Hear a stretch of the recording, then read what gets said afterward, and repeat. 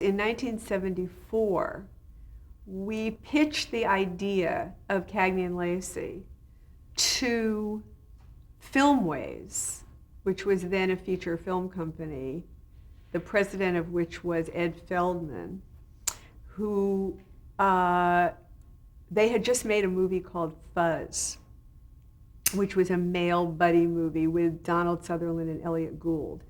And it was kind of a comedy cop thing, you know, one of those Newman Redford type movies. And it had been pretty successful.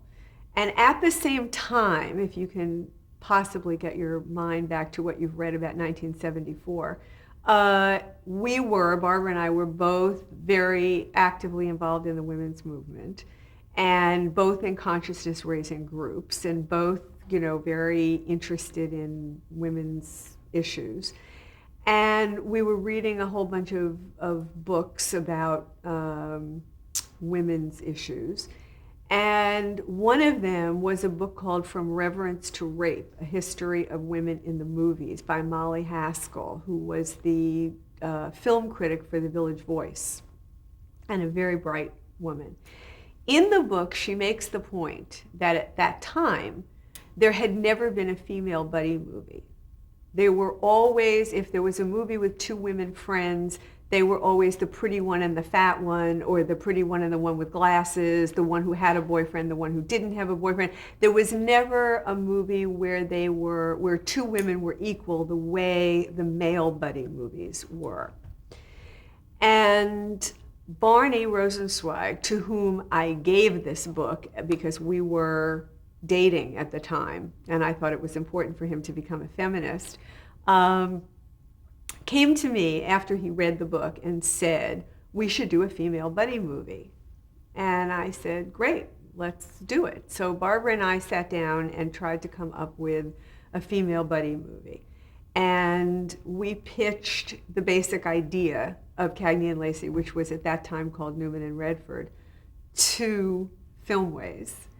And Filmways at that time was a development company, but they weren't really financing their own movies. They still had to go to a studio to get a movie made. They would have scripts, but they couldn't take the last step.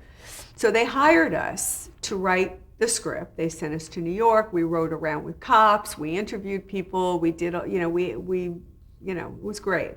And we wrote the first script of Cagney and Lacey, then known as Newman and Redford, and variously known over time as Freeze, because they had just done Fuzz. So we tried Freeze for a while. It was also called Bang Bang You're Dead. It had about 5 titles. They then, Ed Feldman and we, took the script and started meeting with various people around town to try to get it made, and had the exact same experience that we had had with the Mr. Mom type idea. What are you, crazy? 2 women partners as cops? Who's going to let 2 women be partners? If they're cops, they have to have a man with them. That's, you know, this is every single company that we went to. No one in Los Angeles at any film company would believe that you would put 2 women in a cop car together. So this was difficult. Yeah. And the only person who really was interested in making this movie was Sherry Lansing. Sherry Lansing at that time was a development executive for Dan Melnick. She worked for Dan Melnick at MGM. She tried very, very hard to get this movie made. Dan Melnick at one point finally said to her, okay, stop bothering me. I will give you $1 million to make this movie if you can get Anne Margaret and Raquel Welch to do it. And Sherry called us and repeated this conversation to us. And there was the longest silence probably ever on the telephone that you've ever heard. And we said, sorry, we can't do it. You know, it's just not going to happen. And she was devastated. She really wanted to make this movie. Obviously, she didn't want to make it with them, but she felt she had to come to us with this. So that was our one person who was really on our side.